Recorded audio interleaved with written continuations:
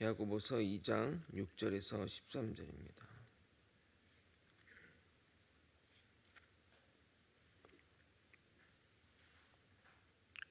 저 번갈아 교독하고 마지막 절 함께 읽겠습니다.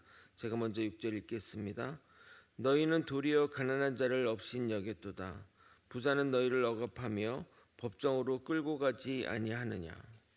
그들은 너에게 대하여 일컫는 바 그 아름다운 이름을 비방하지 아니하느냐.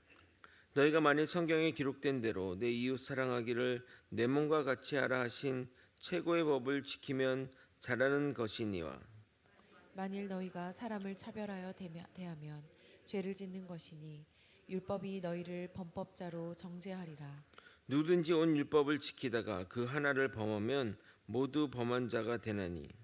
간음하지 말라 하시니가 또한 살인하지 말라 하셨은즉 내가 비록 간음하지 아니하여도 살인하면 율법을 범한 자가 되느니라. 너희는 자유의 율법대로 심판받을 자처럼 말도 하고 행하기도 하라. 긍휼을 행하지 아니하는 자에게는 긍휼 없는 심판이 있으리라. 긍휼은 심판을 이기고 자랑하느니라. 아멘. 우리 예수 그리스도를 믿는 자들은 사람의 외양을 보고 판단해서 차별 대우하면 안 됩니다. 우리가 그렇게 해야 하는 이유는 도덕적인 이유가 아니라 예수님이 가난한 자에게 한 것이 자기에게 한 것이라고 말씀하셨기 때문입니다. 예수님은 가장 낮은 자로 오셔서 가장 낮은 자로 나아가셨으며 가장 낮은 자로 죽으셨습니다. 우리가 사람을 외모로 판단한다면 우리 또한 예수님을 못 알아볼 것입니다. 오늘도 계속해서 사람을 차별하지 않는 말씀 가운데 왜 차별해야 하지 말아야 하는지, 이웃을 차별한다는 것은 우리가 무슨 죄를 저지른 것인지, 왜 하나님은 차별하지 말라고 하는지에 대해 생각해 보도록 하겠습니다. 오늘도 말씀을 통해 하나님의 율법의 정신을 깨닫는 시간이 되길 예수 그리스도 이름으로 소망합니다. 먼저 6절을 읽겠습니다. 너희는 도리어 가난한 자를 업신 여겼도다. 부자는 너희를 억압하며 법정으로 끌고 가지 아니하느냐. 그리스도인 중에 사람을 외모로 보고 판단하며 가난한 자를 억압하고 반대로 부자를 대우했지만 정작 보면 우리를 잡아 가두고 압제하는 이들은 우리가 떠받드는 부자들이라는 말입니다. 심지어 부자들은 우리가 사랑하는 아름다운 이름 예수 그리스도를 비방합니다. 7절을 또 읽겠습니다. 그들은 너에게 대하여 일컬은 바 그 아름다운 이름을 비방하지 아니하느냐. 야고보 사도가 부자와 가난한 자를 양분하여 서로를 공격하고 싸우게 하려고 이렇게 말하는 것이 아닙니다. 당시 부자들은 빈번하게 가난한 자들을 압제하고 혹여나 채무를 제때에 갚지 않으면 잔혹하게 법정에 끌고 가 법의 힘을 빌어 가난한 이들을 위협하였기 때문입니다. 당연히 법도 부자들의 편이었고 잡혀간 이들은 옥고를 치러야 했습니다. 반면 힘없는 자들은 서로를 위로하며 어떻게 하면 도움을 줄까 노력했던 것입니다.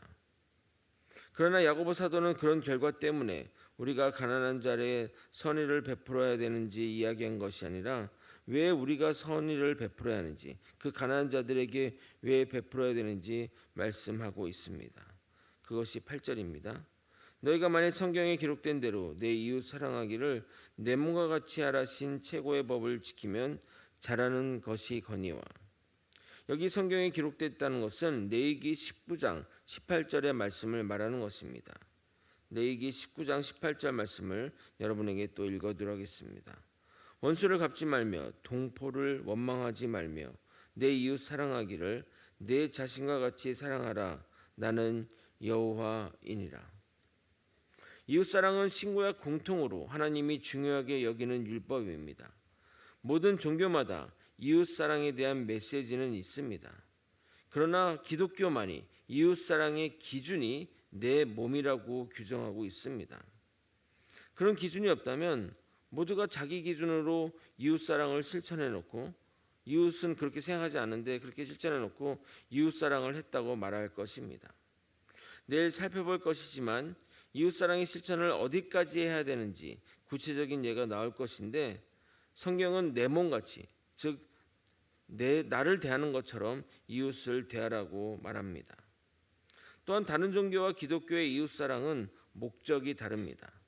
이슬람의 이웃사랑은 자기 구원을 이루기 위해서, 선행을 통해 자기 구원을 이루기 위해서 하는 것들입니다. 즉 목적이 자신의 구원이니 이웃사랑은 형식 또는 도구에 불과한 것입니다. 불교도 마찬가지입니다. 이웃에게 선행을 베푸는 것은 공덕을 쌓는 것이고 그 공덕으로 업을 해소하고 더 높은 단계로 나아가기 위한 것이니 이 또한 형식이고 수단에 불과할 뿐입니다. 그러나 기독교가 말하는 이웃사랑은 믿는 자로서 행해야 할 본분이라 말하고 있습니다. 8절에도 이웃사랑을 하면 잘하였다고 말하고 있습니다. 주님으로부터 칭찬이 있는 것이지 어떤 포상이나 대가가 있는 것은 아닙니다. 그러므로 기독교의 이웃사랑은 수단이 아니라 목적이 되는 겁니다. 그러나 우리가 반드시 알아야 할 것은 이웃사랑을 했다고 공덕을 쌓는 것은 아니지만 이웃사랑을 실천하지 않으면 죄를 범하는 것입니다. 9절을 여러분이 한번 읽어보도록 하겠습니다. 함께 읽겠습니다. 시작. 만일 너희가 사람을 차별하여 대하면 죄를 짓는 것이니 율법이 너희를 범법자로 정죄하리라. 이런 율법을 보게 되면 참 하나님 믿고 살기 힘들다는 생각이 드실 겁니다. 그러나 하나님은 자녀된 우리가 서로 사랑하며 살기를 원하십니다. 기독교가 공동체의 중요성을 강조하는 이유가 바로 이것입니다. 너도 나의 자녀이지만 내 이웃도 하나님의 자녀라는 생각을 우리는 반드시 가져야 합니다. 그러나 수행 종교들은 이웃사랑이 수단일 뿐이고 개인이 남을 신경 쓸 필요는 없습니다. 그들이 믿는 신은 아버지가 아니라 나와는 별개인 절대적 타자인 신이라는 사실을 잊어서는 안 될 것입니다. 우리 인간들은 기본적으로 차별이 장착되어 있습니다. 왜냐하면 가치를 평가하여 구분하기 때문입니다. 무슨 말이냐면 예를 들어 회사 출근하는 일과 쓰레기 재활용을 해야 하는 일이 있다면 대부분의 사람은 회사 출근을 선택할 것입니다. 그것이 가치 있고 우선순위의 일이라 생각하기 때문입니다. 이것은 꼭 나쁜 것은 아닙니다. 우선순위 없이 일하는 것은 두서없이 일하는 것이기 때문입니다. 당연히 가치를 판단하고 구분해야 합니다. 그런데 이러한 가치 판단이 사람을 판단하는 일에도 적용한다는 것입니다. 그래서 누구는 존중하고 누구는 차별한다는 것입니다. 야고보 사도는 이러한 인간의 행위를 율법 준수로 설명하고 있습니다. 어떤 율법은 잘 지키고 어떤 율법을 어기면 우리는 하나님 앞에서 범죄한 자가 되는 것처럼 우리가 누구는 존중하고 누구는 차별하면 이웃사랑을 실천하지 않는 죄를 범하는 것이라 말하고 있습니다. 그래서 살인을 하지 않고 간음은 하지 않되 이웃사랑을 실천하지 않으면 이웃사랑을 실천하고 살인을 저지른 자와 다를 바가 없다고 이야기하고 있는 것입니다. 야고보서 2장 10절 11절입니다. 누구든지 온 율법을 지키다가 그 하나를 범하면 모두 범한 자가 되나니 간음하지 말라 하시니가 또한 살인하지 말라 하셨은즉 내가 비록 간음하지 아니하였어도 살인하면 율법을 범한 자가 되느니라. 우리는 율법 가운데 어느 한 계명이라도 소홀히 여겨서는 안 됩니다. 물론 이 말은 우리가 전혀 죄를 짓지 않는다는 말은 아닙니다. 그러나 이 죄는 저질러도 괜찮고 이 죄는 안 된다고 생각하는 것은 인간의 기준이고 하나님의 기준은 다르다는 사실을 잊어서는 안 됩니다. 그리스도인은 다른 계명을 다 지켰다 할지라도 누군가를 차별한다면 율법 전체를 어긴 범법자가 된다는 사실을 잊어서는 안 됩니다. 그래서 예수님은 산상수훈의 말씀을 통해 형제를 미워하기만 해도 살인한 것과 마찬가지라고 말씀하시는 겁니다. 마태복음 5장 22절 읽겠습니다. 나는 너에게 이르노니 형제에게 노하는 자마다 심판을 받게 되고 형제에 대하여 라가라고 하는 자는 공회에 잡혀가게 되고 미련한 놈이라 하는 자는 지옥불에 들어가게 되리라. 이것이 율법의 정신입니다. 다시 한번 강조하지만 이웃사랑의 율법은 하나님이 주신 최고의 법임을 잊어서는 안 됩니다. 12절은 다룰 내용이 많아 오늘 설명하고 내일 이어서 설명하도록 하겠습니다. 먼저 12절을 여러분이 한번 읽어보도록 하겠습니다. 함께 읽겠습니다. 시작. 너희는 자유의 율법대로 심판받을 자처럼 말도 하고 행하기도 하라. 여기 보시게 되면 율법 앞에 자유라는 수식어가 붙어 있습니다. 이 말이 무엇을 의미하는 것일까요? 율법을 자유롭게 지키라는 말일까요? 아닙니다. 율법을 지키는 것에 자유를 준다면 누가 율법을 지키겠습니까? 이 말은 우리를 자유케 하는 율법을 말하는 겁니다. 예수를 믿는 자에게 율법은 더 이상 억압과 두려움의 대상이 아닙니다. 예수 그리스도의 속죄 사역을 통해 그리스도인들을 정죄하고 억압하는 율법에서 해방되어 자유하게 되었기 때문입니다. 그래서 예수님은 돌아가시기 전에 율법의 의를 다 이루셨다고 말씀하신 겁니다. 그럼 우리가 이제 더 이상 율법을 지킬 필요가 없나요? 절대 아닙니다. 예수님은 우리에게 율법을 폐하러 오신 것이 아니라 완전하게 하러 오셨다고 말씀하셨습니다. 따라서 믿는 자들은 구원을 얻기 위해 율법을 지키는 것이 아니라 그리스도로 인해 구원받은 하나님의 자녀로서 그 기준에 맞는 삶을 살기 위해 율법을 자발적으로 지키는 겁니다. 그러므로 우리에게 율법은 구원의 도구가 아닌 구원받은 자의 본분이 되는 겁니다. 예를 들어 매우 엄격하게 들어가기 어려운 식당이 있다고 생각해 보십시오. 거기에서 식사하는 것 자체가 영광이고 그곳에서 식사한 사진을 찍어 올리면 좋아요가 수만이 달리는 정말 그런 식당이라 생각해 보십시오. 그 식당에서 식사하려면 드레스 코드로 정장을 입어야 한다면 그 정장을 안 입을 사람이 있을까요? 그 식당이 원하는 기준을 자발적으로 따를 것입니다. 또 하나 예를 들어보겠습니다.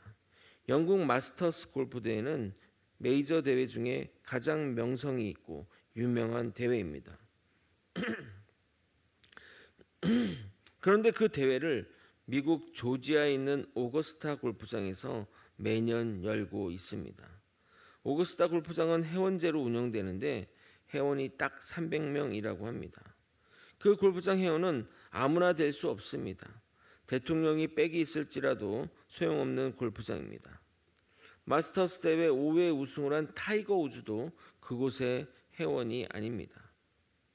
회원이 아니면 골프를 칠 수 없는데 1년에 한 번은 회원이 손님을 초대할 수 있다고 합니다. 그 골프장에서 해야 할 에티켓은 정말 엄격한데 초대한 손님도 지켜야 하고 지키지 않으면 쫓겨난다고 합니다. 그런데 여태까지 쫓겨난 사람이 없다고 합니다. 그 말은 무슨 말이냐? 아무도 에티켓을 어긴 사람이 없다는 것입니다. 그 안에서 치는 것이 영광이기 때문에 그 안에 있는 그 골프 치는 그 자체가 영광이기 때문에 누구도 그 에티켓을 어기지 않습니다. 우리는 그보다 더한 천국 시민입니다. 그 영광을 생각하며 우리는 그 기준에 맞는 삶을 살아야 하는 것입니다. 말씀을 정리하겠습니다. 우리는 가진 것을 가지고 사람을 차별하면 안 됩니다. 그러나 그것은 하나님이 우리에게 반드시 지키라고 하신 최고의 법, 이웃사랑의 법을 어기는 행동입니다. 하나님이 이 땅을 창조하시고 당신의 형상을 따라 인간을 만드시고 서로 사랑하라고 하셨습니다. 왜냐하면 모두 형제요 하나님의 자녀이기 때문입니다. 그러나 인간의 범죄로 인해 세상은 어그러졌고 그로 인해 귀히 쓰는 그릇도 있고 천히 쓰는 그릇도 있는 것입니다. 우리 인간들에게 모든 것을 누리며 다스리라고 하셨는데 범죄함으로 인해 빈부의 격차가 생기고 과도한 풍요와 결핍이 생겨버렸습니다. 물로 한번 쓸어 심판하셨어도 다시 세상은 풍요와 결핍이 생겨났습니다. 그런 세상을 보시고 하나님은 서로 사랑하라고 하셨고 인간의 기준의 사랑이 아니라 내 몸과 같이 이웃을 사랑하라고 하심으로써 세상을 평균케 하셨던 것입니다. 모두가 하나님의 말씀대로 이웃사랑을 실천했다면 지금의 지구처럼 풍요와 빈곤이 한 공간에서 일어난 일은 없었을 것입니다.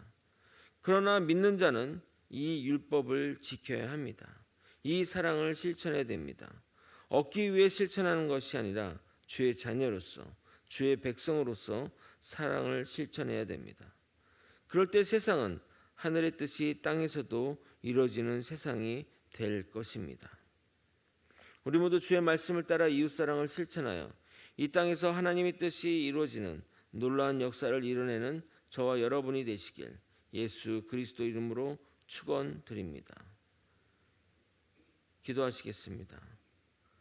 하나님의 명령인 이웃사랑의 실천을 내 몸과 같이 실천하는 우리 모두가 되게 하여 주시옵소서.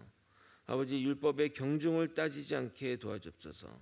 사람을 차별하듯이 율법의 경중을 따진다면 아버지, 이웃사랑의 실천은 아버지 우리에게 수단과 도구만 될 뿐이고 하나님 백성으로서의 본분으로서 목적이 되지 않는 것을 깨닫게 하여 주시옵소서. 아버지, 이웃사랑의 실천은 하나님이 우리에게 알려주신 최고의 법임을 깨닫고 하나님의 말씀대로 실천하며 살아가는 우리 모두가 될 수 있도록 이끌어 주시옵소서. 사랑이 많으신 예수 그리스도 이름으로 기도드리옵나이다. 아멘. 주기도문으로 예배를 마치겠습니다.